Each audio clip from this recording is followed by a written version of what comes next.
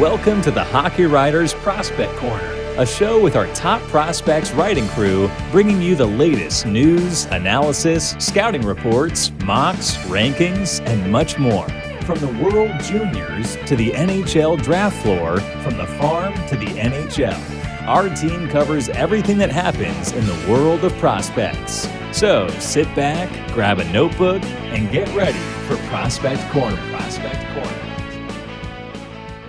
Hello, everybody, and welcome to another episode of Prospect Corner here at the Hockey Writers. I'm your host, Matthew Zator, and as always, joined in by Dayton Reimer.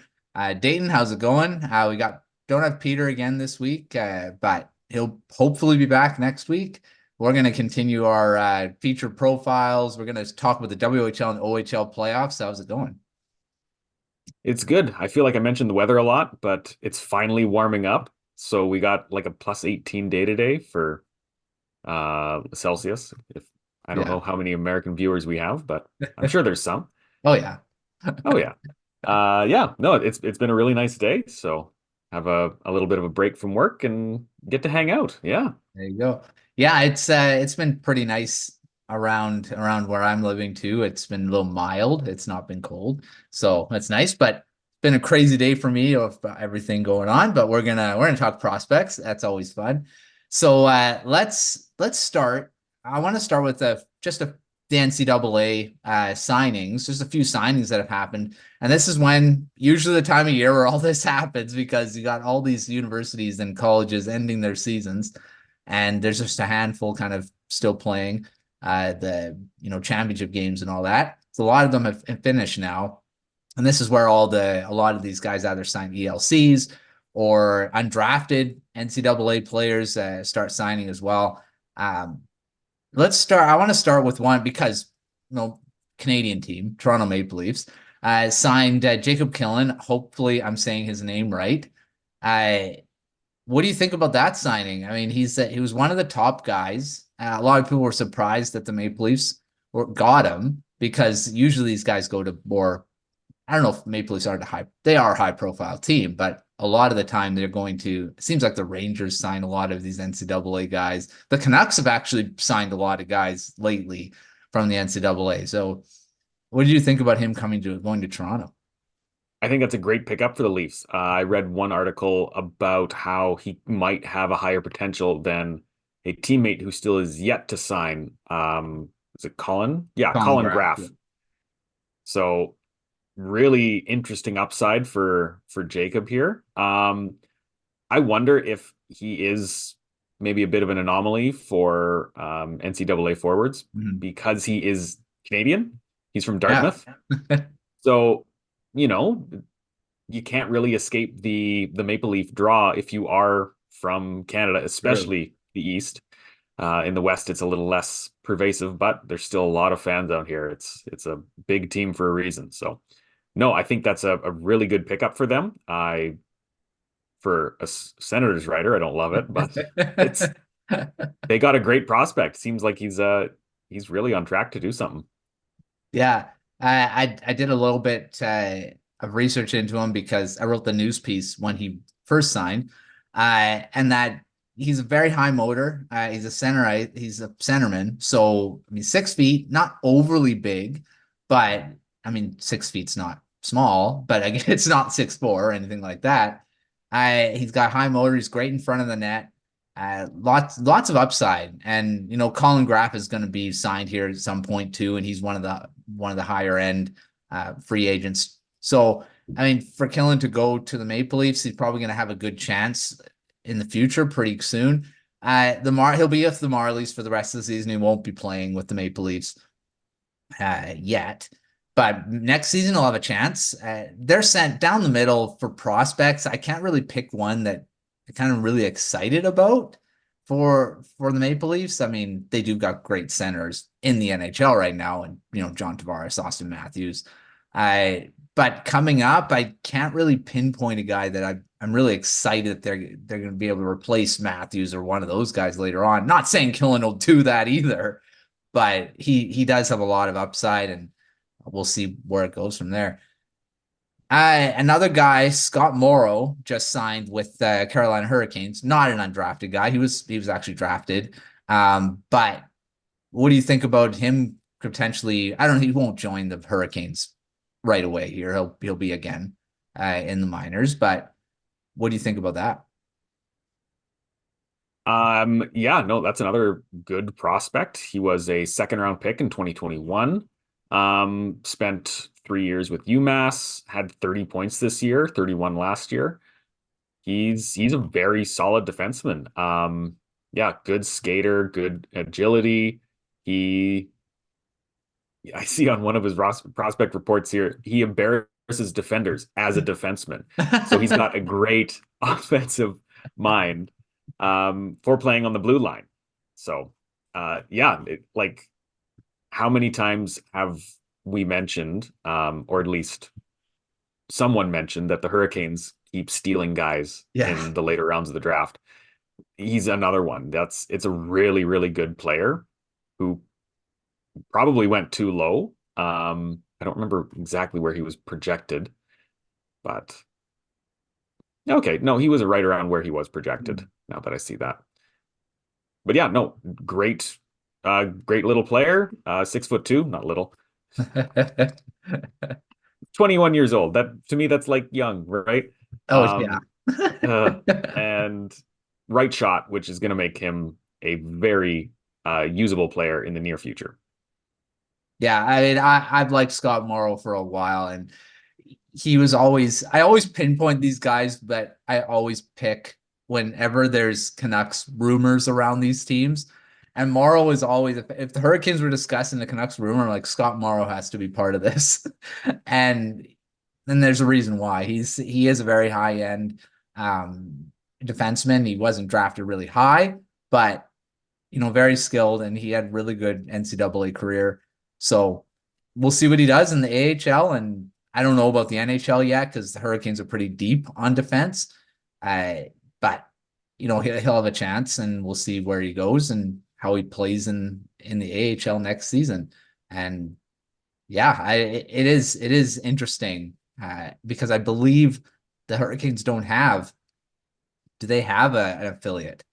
And that's Yeah, no, they don't have one right now. yeah. So they always have to throw their prospects everywhere and hope that that they're playing for different organizations, and that's always tough because you can't really control their development, right? So hopefully they can get their hands on an AHL team again pretty soon, and we'll see where that goes. All right, next up, I want to talk about Jack Peart. He was signed by the Minnesota Wild not that long ago, and he's a guy I'm very familiar with because I wrote his prospect profile back in 2021 when he was drafted, and he went, where did he go? Second round, 54th overall, and he was projected, the highest he was projected around that same spot, 51, 54. Let's see. I always like seeing where I said he's supposed to go. And I said second round. So there you go. Yeah, he went in the second round, and looks like and I projected him. Oh my gosh, I wasn't really high on him. When I ranked him 90th. So I guess I wasn't very high on him then. But yeah, he is a very good defenseman. Left-hand shot, 5'11". And this is, the Minnesota Wild have quite a few, now they have Faber, and Peart's not going to be as good as him, but same thing, Minnesota guy, won the Mr. Hockey Award, which is a pretty high prestige award in Minnesota. So he is a good two-way defenseman. He played most of he played St. Cloud State University. Didn't put a lot of points. Career, high was 24 points last season. So he's played a game in the AHL already. No points yet. But what did you think about Peart signing with Minnesota there? Yeah, no, it's another great pickup. He's a talented defenseman. I will mention that just because you wrote the draft profile doesn't mean you're familiar with them. I wrote Scott Morrow's. I'd forgotten that, so I had to look it up. Refresh myself on that. But no, Jack Peart, he's he's a very talented defender. Doesn't have the same offensive upside of Scott Morrow, but he's a bit more of a well-rounded defender, which Yeah. is really good and should find success in Minnesota's system, who prize their well-rounded two-way defensemen. They're really good at having that defensive game. Still are, even though they have got Kirill Kaprizov and some other really high offense players now. Yeah. Yeah, Peart, very good two-way defenseman, a good skater, good hockey IQ, passing, character, all that work ethic. I'm just listing the strengths I put out. So, I mean, he just needs to fill out his frame, which he has already as he's gone through university. So we'll see how he plays in the AHL. Like I say, he had one game already, and we'll see how he kind of adjusts to the next level. All right. Anyone else you wanna kind of talk about before we move on here? There was a lot of signings, so many. Yeah. I'd like to see kind of how some of them fare in the pro ranks before I speak too much on them, because a lot of them were just free agents that I hadn't really looked into before. Yeah. Yeah. Lots of interesting signings though, and more will be coming. So one thing about the NCAA, I mean, even if they're not drafted, it's just maybe they just haven't developed yet. And as they go through and play at an NCAA level, which is a pretty high level, they can jump right in and be in their mid-20s, or not mid-20s, but like 22, 20 at around there, and potentially be in the NHL pretty quick. It just depends on how they some guys have even jumped right into the NHL from the NCAA and have looked pretty good. So we'll see how all these guys kind of play, how it all plays out in the next couple of years here. All right, let's move on to our WHL playoffs, which started this past week. A lot of the series are now they're all 2 games in. Some of them have already, the teams that were above have jumped out to quick 2-0 leads. Before we get to the playoffs, though, because we never did this at the end of season, Dayton, let's do some end of season awards for the WHL. I mean, some of them may be pretty easy because there's one guy that really ran away with a lot of the points. Who's your MVP of the season? I mean, nothing against the playoffs yet, because MVP of the season. Yes. No surprises. Jagger Firkus is the MVP of the WHL this season. 126 points. He outscored his teammates by 30 points. Brennan Yeager and Atlee Calvert were the next highest, and they didn't crack 100. So massive lead. He's had 61 goals, which I believe also led the WHL. And he's a big reason why the Moose Jaw Warriors are as deadly as they are. They made a couple of really good moves at the deadline as well. But yeah, Jagger Firkus has been absolutely incredible. A great pickup from the Seattle Kraken. We've talked about him before. We will talk about him again. He is on the greatest path that he could be. Just everything is going right for him. Yeah, I agree. I don't think there's anyone else that I mean, Riley Heidt maybe could get in that conversation too, because he had 117 points. Zach Funk led the league in goals with 67. Oh, he was a little higher. I forgot about that. Yeah, Funk is undrafted. So, I mean, this guy could garner some. We talk about NCAA signings. What about the CHL? A lot of these guys are going to start becoming signed as well for after their great season. So Zach Funk, keep an eye on him. He may be signed by someone soon too. I'm going to say Firkus is the MVP too. He's so consistent throughout the season. You have to have 126 points and over 60 goals. So I'm giving it to him too. Funk again could have a call to that award as well. All right, next one up, most improved player from last season to this season. Who do you got? I went with Nate Danielson.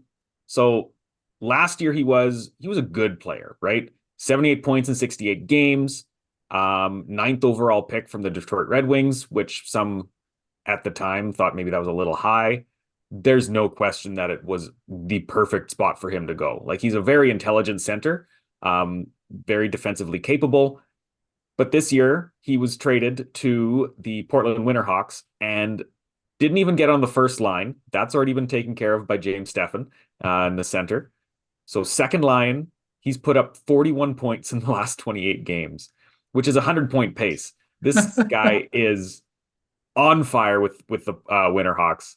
And he had 26 points in 26 games with Brandon to start. So he is absolutely finding his offensive I can't think of the word. He's finding his rhythm. There we go. Yeah.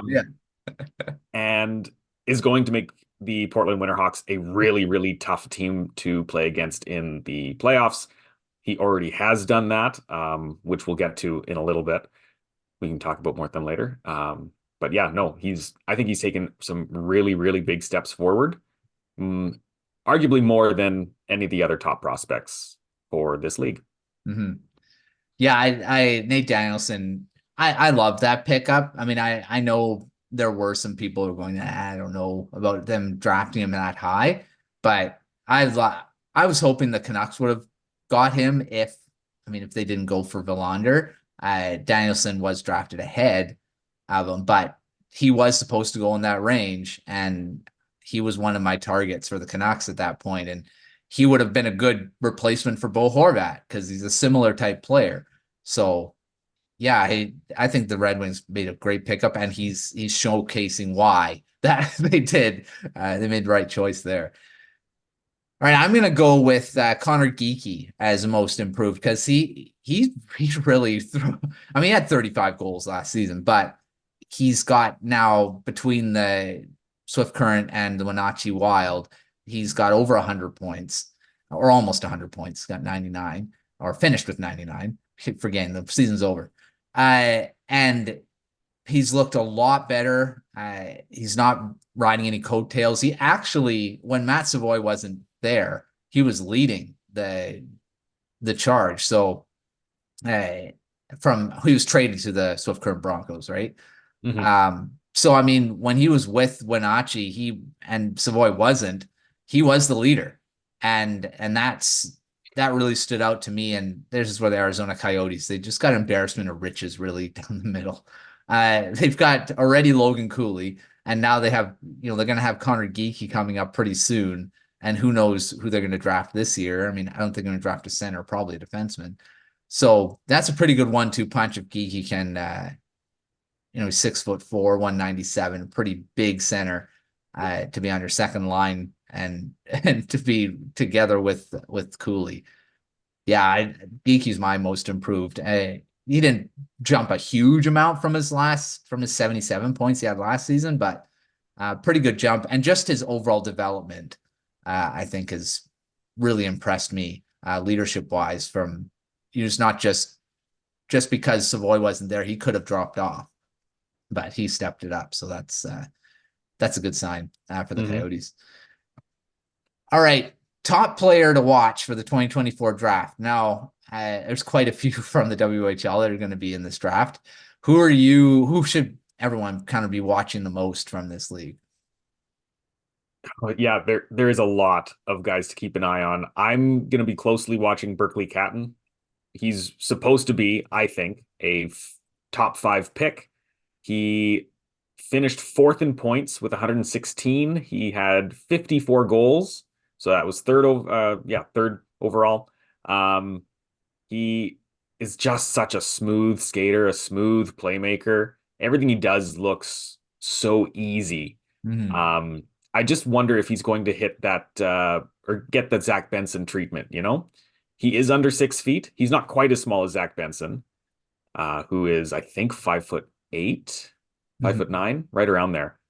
Catton is 5'11", so a little bit of height on him. I hope that doesn't make someone worry about taking him in the top 5, because he has top 5 talent by far. Right, I would put him just behind Celebrini and Demidov as the 3rd best forward available. Yeah, Catton's like, I think he's going to be a top. I don't know. He could be a top 10 pick. Skill wise, he definitely is. But like you said, with that size factor, he may get the Zach Benson thing and he'll drop a bit. But I still think he's worthy of being at least top 15. You can't, if he drops below that, whoever gets him, that's just insane. I mean, if a playoff team grabs this guy, I don't know. I feel that that's not right.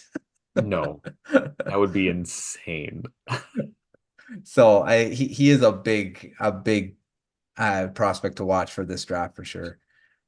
All right, let's move to drafted players. Who are you watching that have already been drafted going into the playoffs? Not from the season, but who are you watching in the playoffs closely? Well, he's actually your most improved player. Oh, there you Connor go. Geekie, I think, is going to be a absolute wrecking ball in the playoffs for Swift Current here. He didn't have a huge jump between Wenatchee and Swift Current for points. He was pretty consistent, but Mhm. still 50 points, 23 goals in 29 games. He made a statement with the Broncos, and he was doing that in the first couple of games of the playoffs as well. Just throwing hits, scoring goals, making himself a absolute force against who are they playing? Lethbridge. Yeah.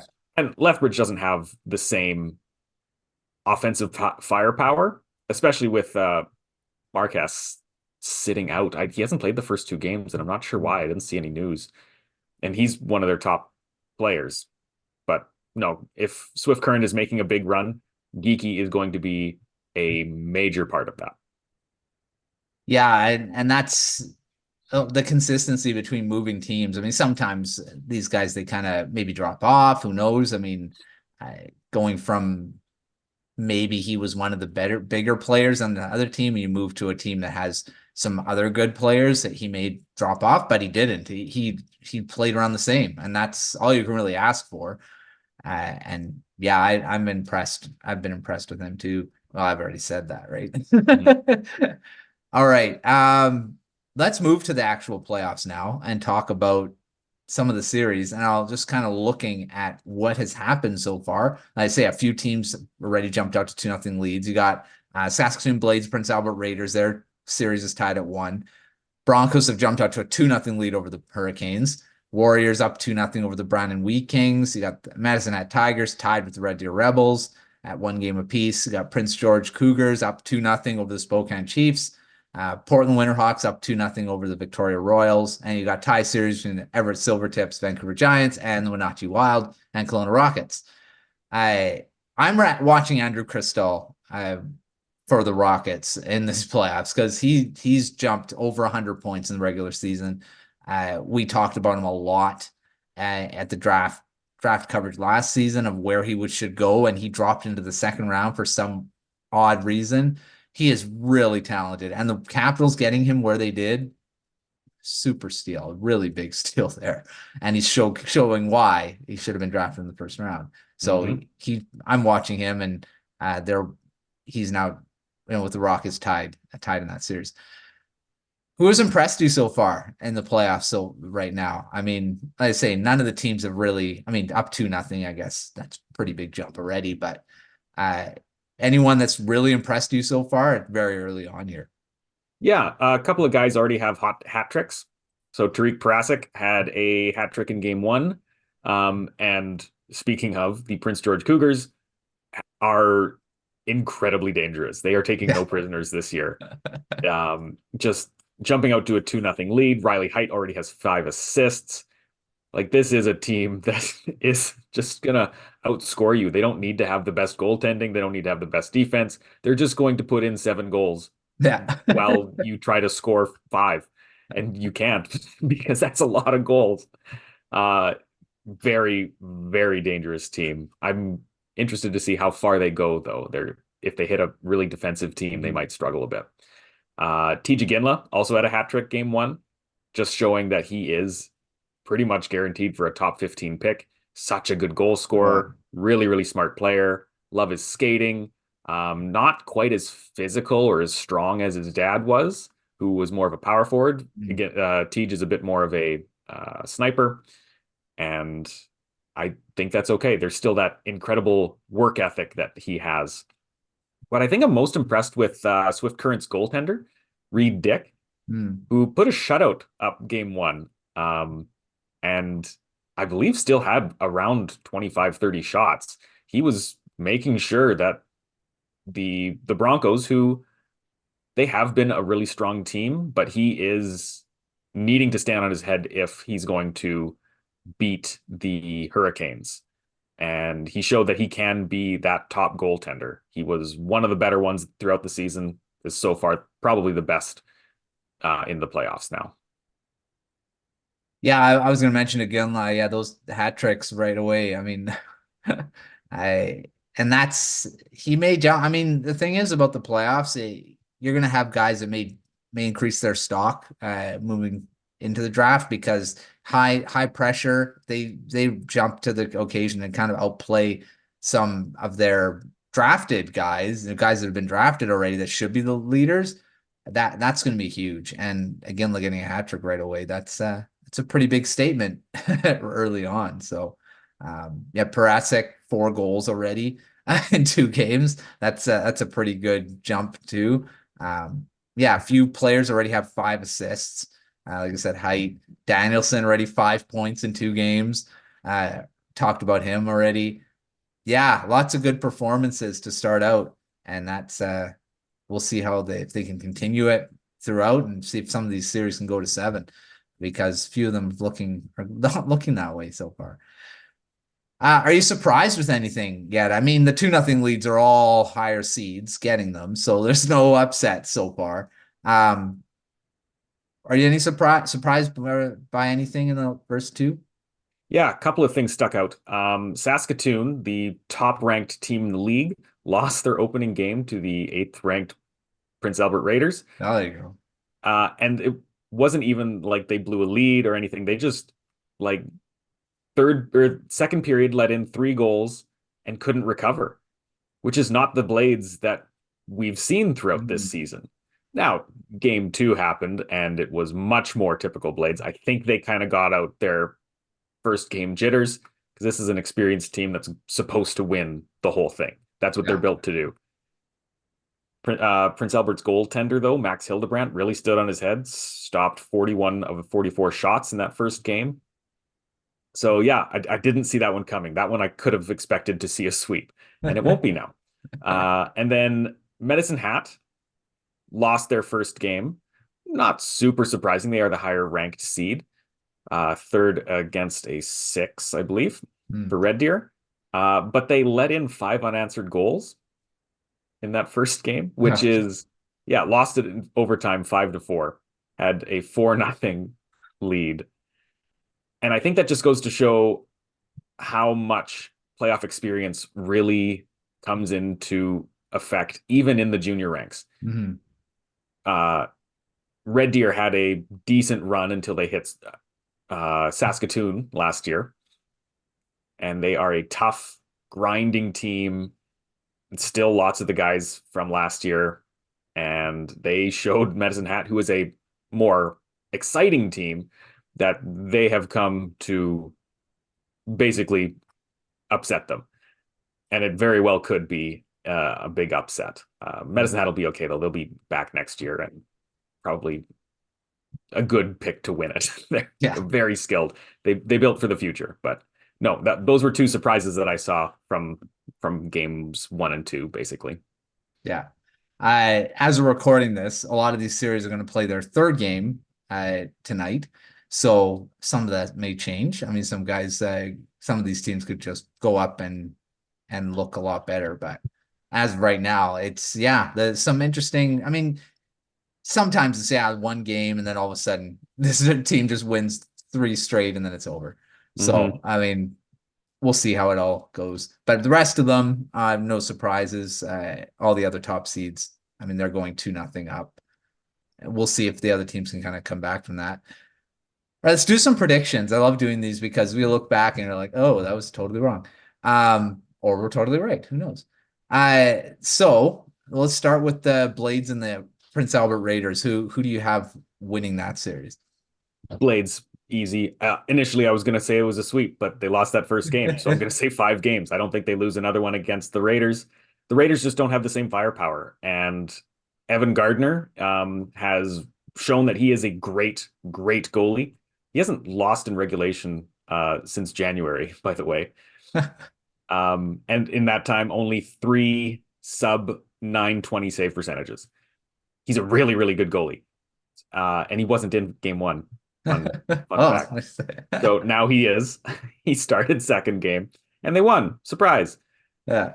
The Raiders just don't have, like, beyond Sloan Stanek and Ryder Ritchie, they just don't have the guys to really scare the Blades, and the Blades are gonna show why they're the best team in the league. Yeah, I agree with that one.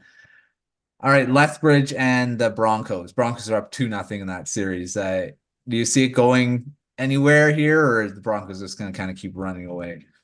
I think Lethbridge gets a couple of games. They don't have the firepower, as I mentioned, and they are lacking one of their best guys in Marcus. But they have a lot of wily veterans and like Dylan Sador and Sean Chagall and Ethan Chadwick. These are guys who know how to win. They've been around for a while. I think they get 2 games before Swift Current takes it in 6. Yeah, I mean, the games where it was 3-0 the first game, but 4-3 in the second one, so close. So yeah, it's not like they've run away with every game. All right. Yeah, I'm going to say the Broncos are going to win that one, but it won't be a sweep. Sweeps, they happen, but it just seems like at least the other team wins at least one. So I'm going to say that's going in 5 to the Broncos too. All right, Moose Jaw Warriors, Brandon Wheat Kings. Again, there's another team. Moose Jaw's up 2-0 in that series. Yeah, I think Moose Jaw takes it. I think they'll probably push it to 6 games. Brandon has some really good defensive guys. Charlie Ellick is the one up for the draft. Carson Bjarnason, their goalie, is also really good. But Moose Jaw has Furcus, Savoy, Denton Matejchuk, Brennan Yeager. Like, they're going to outscore you. And not as scary as Prince George, but pretty close. Yeah. I think they're going to be, that's going to be a short series too. It's too much firepower for them to deal with, I think. All right. Yeah, their first game, 7-5, 5-4. Yeah, they score a lot of goals. All right, Medicine Hat and Red Deer. That one's tied at 1. I think Red Deer probably takes this one. More experience usually wins, right? And Medicine Hat did make some pretty killer mistakes in that first game. But that's okay. Medicine Hat isn't planning to win this year. They'd love to. It's not like they're going to give up, but Red Deer just has a really, really tough team to play against. And they did last year, and they will this year, and they will beat you down. That's just how they're designed. And so I think this probably goes 6 or 7 games. I'm going to lean on the 6. I think Medicine Hat probably wins one more, but this is Red Deer's to lose. Yeah, I think Red Deer has that, even though Medicine Hat was the higher seed. It's you'd hope that Medicine Hat, I mean, I think they're going to put up a fight. I agree. I think it's going to be 6 or 7. Could go either way, but yeah, they just got so much talent in the future. I mean, this team's going to be just firing in the next like season or bit, and they're going to be one of the top teams in the league for a while. Next up, we've got Prince George Cougars, Spokane Chiefs. They're Cougars up 2-0 in that one. Probably no surprise there. Who do you got winning that one? I think, I mean, 6-1 in the first game, 7-4 in the second one. I think we know where it's going. Yeah, I think this is an easy sweep. The Prince George is on fire. I didn't expect them to come out the gate swinging as hard as they did, but they have. And I think Spokane is just struggling to keep up. They have some really good players like Berkeley Catton. Yeah. I'm blanking on some of the other top guys they have. Let me see here. Berkeley Catton is there. It's the big guy, yeah. Yeah. Not a lot of drafted players. Yeah, Connor Roulette, there's another good one. He has some experience, hit 100 points this year. But yeah, it's just good luck. It's pretty much Prince George's game, and I don't see them relenting anytime soon. Yeah, they just got so much firepower, and they already showcased it. I feel like that's probably a sweep, unless somehow Spokane gets a lucky game or something, or goalie stands on his head. Who knows? Something like that could happen. Oh, for sure. Always can happen. I feel that won't. I think that's a sweep too, which could be done in the next couple of days because they got back to back today and tomorrow. So as you're watching this, that series may be over. All right, next up, Portland Winterhawks, Victoria Royals. Winterhawks are up 2-0 in that series. Won 4-3 in the first game, 5-1 in the second one. Who do you got there? Well, I already mentioned Nate Danielson is on the second line. I think that speaks to how deep the Portland team is. They are another team that's built to win in the playoffs. And I was surprised that they went out and acquired Nate Danielson because Brandon is in the playoffs. Mm-hmm. Why would Brandon part with a guy like that? I think Brandon saw the writing on the wall. They don't see this year as being, the one. So they'll build for the future. Portland sees it as the one. And they've got a very, very good top line, a very, very good second line. They're going to take it. I think they do it in 5 games. Victoria might get one. I think that's all you can hope for against this team. Yeah, I think so. I mean, it was an interesting move that they moved a big piece like that when they're in the playoffs. But like you said, they're building for the future, and it's not like that they ran into the playoffs with any sort of their record wasn't that good. So I think the Winterhawks are probably winning that series against the Royals too. I don't think it's a sweep. I think they'll win one, but after that 5-1. Who knows? And maybe not. True. All right. Next, Everett Silvertips, Vancouver Giants. Now, the Giants they won the first game 6-4 and then lost very tight game 2-1 in the second one. So this could go the distance. I'm going to say this one's going 7. I think this is going to be a back and forth one. Okay. I have Everett picked. I also think it could go 7 games. Vancouver has the better goaltending, but Everett has the better scoring. Vancouver is a bit more experienced, but Everett has some really, really strong players. Brett Hemmerling, Austin Roast. I forgot his first name. Ryman. Dominic Ryman. Thank you. But the problem when you just write the names, right? Yeah. And then Meetonen. Some really, really good guys who are putting up a lot of points for them. Vancouver still has some good guys. Jaden Lipinski, Sam Honzek, Connor Levis, Ty Halliburton. All of those are really strong players. I just don't think they compare quite as well to Everett's. And that's a team that, it's going to be a great series.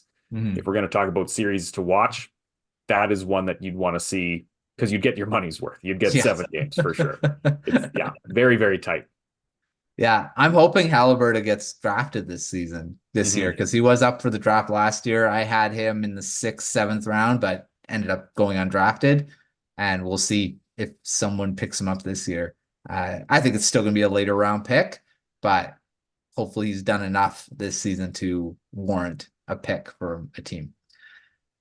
All right, last but not least, we got a pretty good, talented couple teams here too. Wenatchee Wild, Kelowna Rockets. They're tied at 1 as well. First game was a high-scoring one, 8-6 for the Wild. They won that game. And then back down to earth with a 3-1 win for the Rockets in game 2.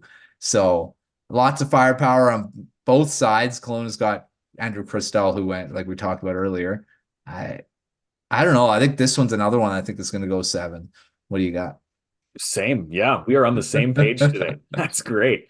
I think this is you are not watching the goalies for this one. No way. You're going to get 6-7 goals pretty much every game. And no offense to the goalies that are on those teams. They're just not going to steal the show on you. It's a couple of guys who are, they're on the younger side. They don't have the skill. I will confirm that. Wenatchee does have Daniel Hauser in net. He was with the Winnipeg Ice, so he does have experience. He just hasn't looked really strong in these first couple of games. That's okay. I was kind of surprised too. So Wenatchee finished higher than Kelowna, but they sold pretty heavily at the deadline. That's where Matt Savoy and Connor Geekie came from, right? So I don't think that they are confident in winning this series, even though they are the higher seed. They're doing okay, right? They're putting up the points. I do see this one going to Kelowna, though. They're just, I really like Kelowna's potential. Andrew Cristal, like you mentioned, TJ Ginla, Gabriel Sturk, something like that. Those Czech names can throw me off sometimes if there's three consonants in a row. Pretty sure it's that, though. And then Caden Price, sorry, on defense. Caden Sadler-Kang, he's another experienced guy who's been around. Ethan Mittelstadt. This is a pretty tough team, but I think it's going to be a barn burner. It's going to be another great one to watch. One guy that I've kind of been surprised by his first game, he had 4 goals.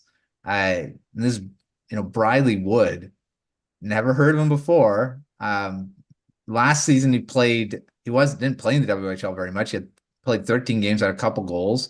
With the Lethbridge Hurricanes the previous season, couple goals. He had 28 goals this season, and he's already got 4 in the playoffs. So I don't know, undrafted guy again, could be putting himself on the map for potential signing. Wenatchee has a few interesting undrafted guys. Yeah. Kenta Isogai, he's been really good. One of the few Japanese players ever in the WHL. Crew Hanas I think that's another one that I'm questioning myself on. Oh my goodness. There's too many names in my head. Yeah, so he was with Portland before, if I'm not mistaken. I am mistaken. I think it is brother Cross. Yeah. How could I get Cross and Crew confused? It's pretty close. He's, not a high offense forward. Didn't have any points after coming in from the Seattle Thunderbirds this year to the Wenatchee Wild.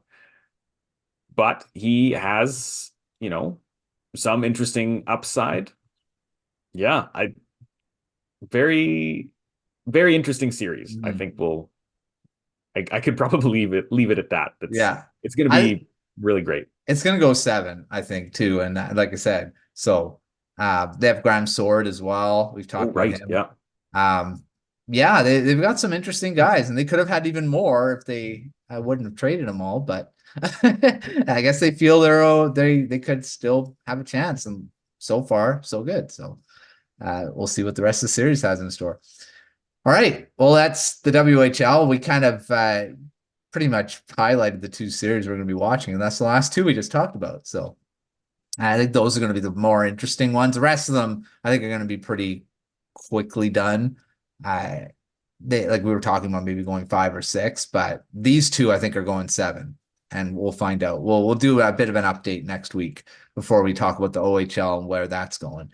But we'll talk about the OHL next week.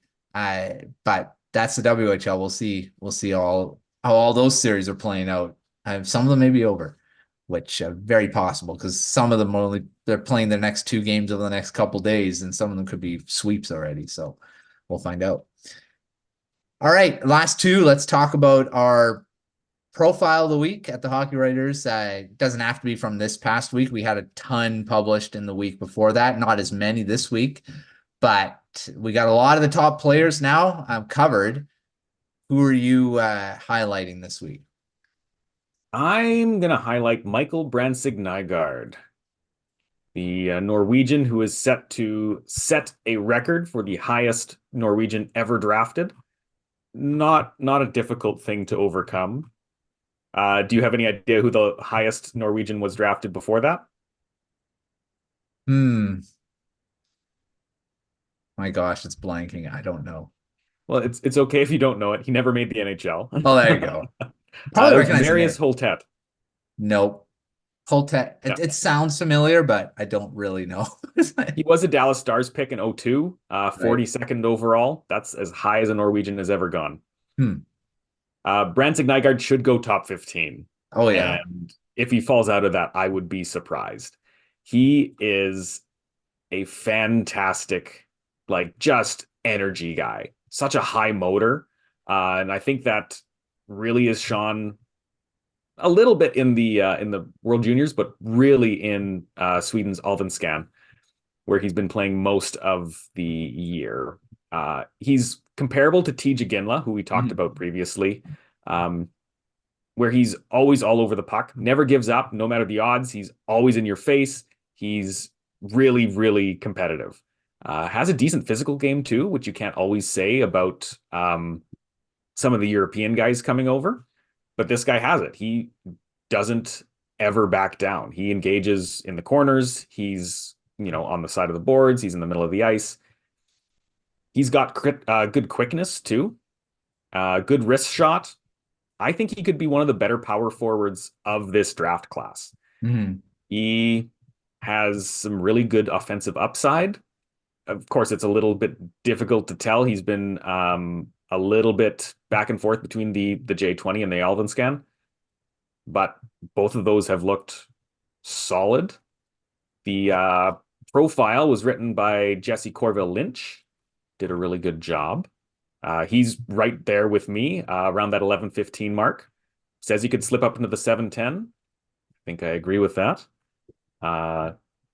Because he's got that potential.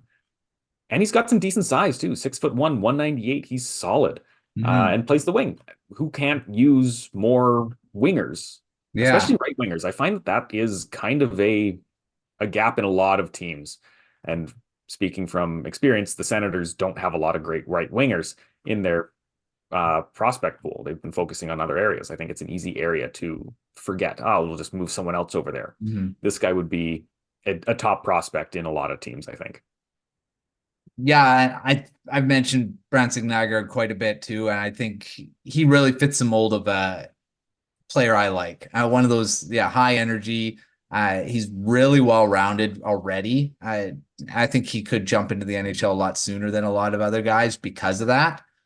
Playing a third and fourth line role to start. Not a lot of guys can do that off the bat, and I think he could be, depending on the team that drafts him, that is.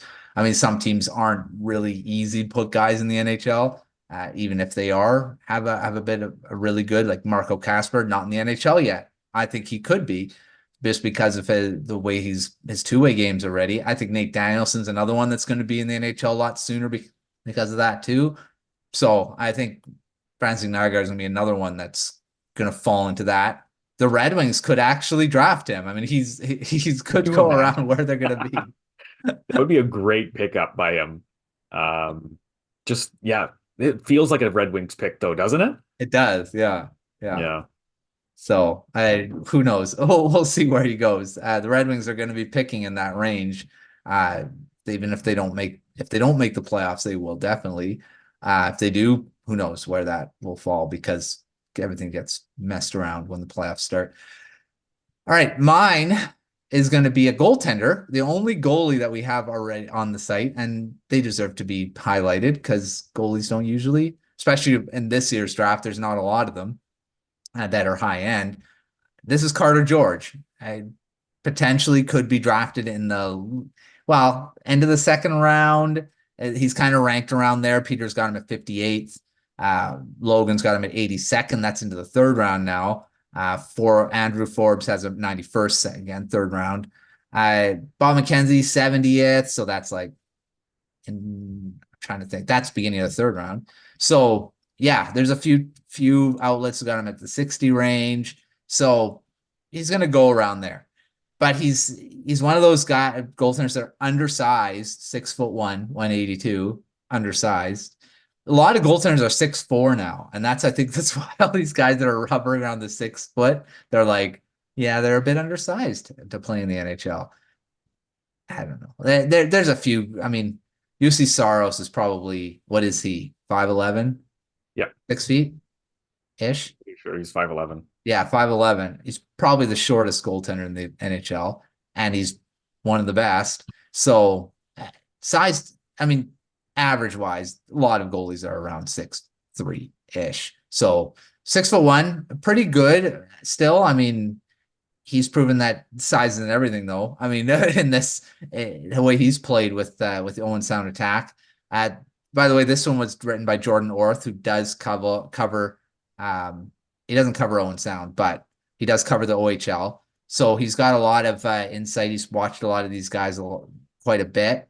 One thing, George has got, first, again, confidence in his size. And one thing, whenever these guys are small, they have to be athletic.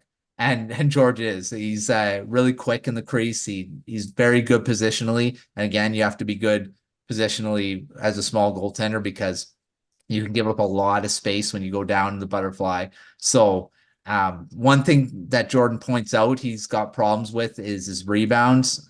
Gives up a lot of rebounds. Got to work on that, controlling them and fighting through screens because, again, being a small goaltender, guys that are 6'3" are going to be pretty easy to screen them. And I think he's just got to get bigger.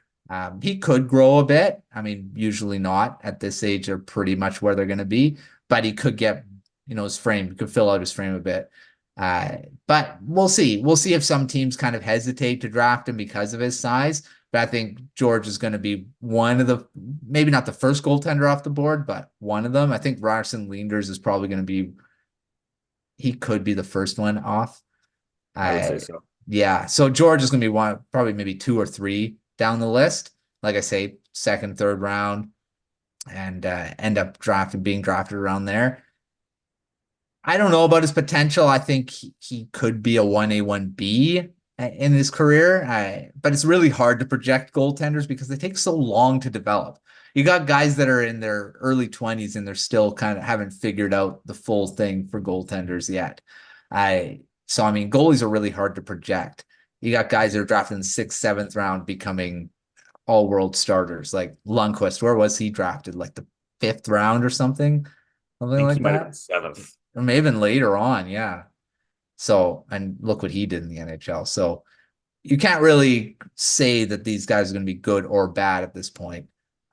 But George, definitely a goaltender to look forward to in this draft. The only profile we've got written so far. So take a look at that one and also take a look at Brandsegg-Nygard's as well. Those links will be in the description below. Yeah, if only he wasn't playing against the Saginaw Spirit in the playoffs, hey? Yeah. That's just a rough matchup. He's gonna get hurt. Yeah. But at least Owen Sound's not going to be able to do too much against him. I know it's a little bit of a tease for next week. But yeah, Saginaw, I think, is very similar to Saskatoon in that they were just built for the playoffs, and it's going to be a tough team to overcome. Yeah. And I feel bad for George because he could have boosted his draft prospects if he was, in the playoffs a little bit longer. And I think Leanders is going to have a great shot to do that. Mm-hmm. Yeah. But that's the problem with being on and going against teams that are much better, and you can only do so much with the team in front of you. So that's why a lot of goalies don't have really good numbers in junior, because they're the victim of the team. So all right, prospect of the week now. We did our profile of the week. Now we got a prospect of the week. So Dayton, I know yours is the guy you kind of mentioned briefly. Who do you got as your prospect of the week? Well, we were talking so much about signings at the beginning of the show. I thought I'd pick another signing. He's a Western Hockey League signing, though.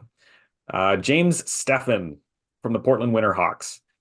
He had a monster season this year. 67 games. He had 50 goals and 101 points. Last year, pretty much the same amount of games, but he only had 22 goals and 64 points.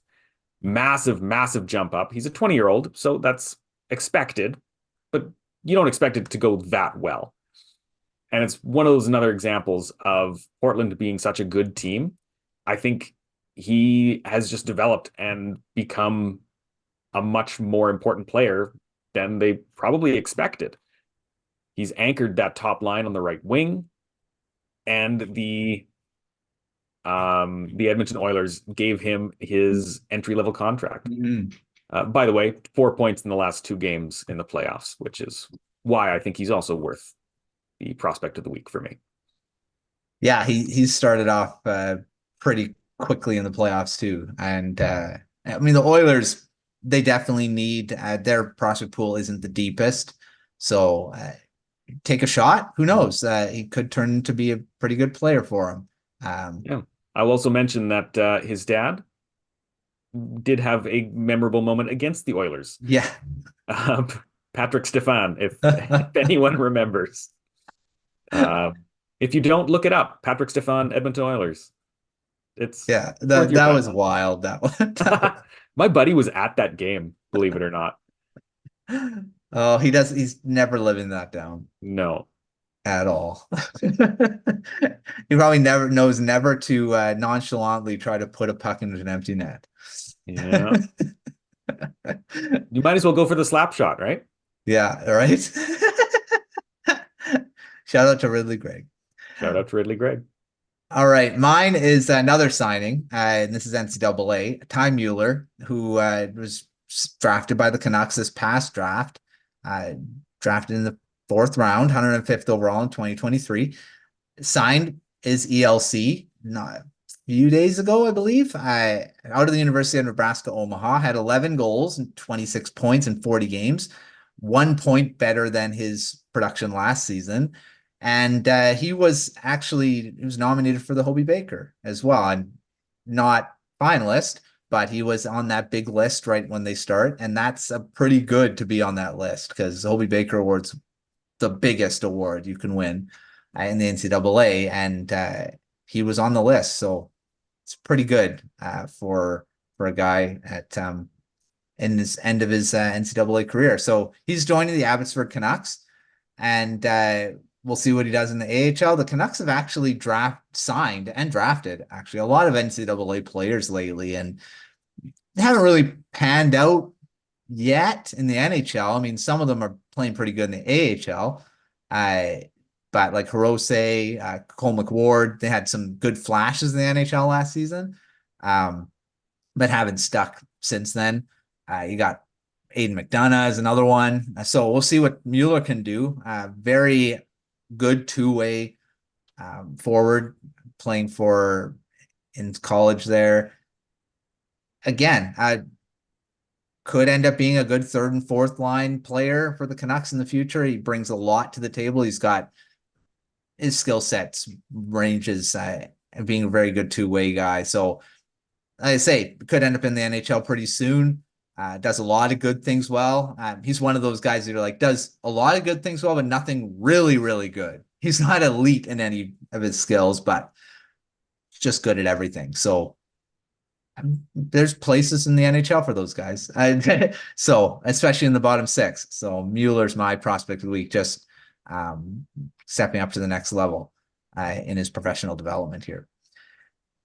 All right. That's another episode of Prospect Corner. Dayton, thanks for joining again. We hopefully get Peter and complete the trio back next week. We'll focus on the OHL playoffs and maybe dive into Dayton's rankings. Maybe not next week, but the week after. We kind of give some breathing room between talking about rankings because we'll just talk about the same players again. But we'll see where Dayton ranks a few of them. So maybe in a couple weeks we'll do another look at rankings and then maybe another mock draft soon too. So, but make sure you're checking out all of our articles at hockeywriters.com. Draft profiles getting pumped out every day. Not as many as we've done in the last week, but we have gotten quite a few written already. But like I say, they're going to be coming out fast and furious over the next couple months. So stay tuned for all that. I've got one out. Adam Yurachek came out about a week ago now. So I'm working on Beckett Seneca, which is going to be coming out soon. But yeah, keep an eye out on all those profiles at thehockeywriters.com. We've got also lots of playoff coverage coming too, prospect-wise and for the NHL. And there's quite a few rookies that are going to be making their NHL debuts too. So that's going to be for playoff debuts, I mean. So that's going to be fun to watch too. So, but until next time, we'll see you on another episode of Prospect Corner.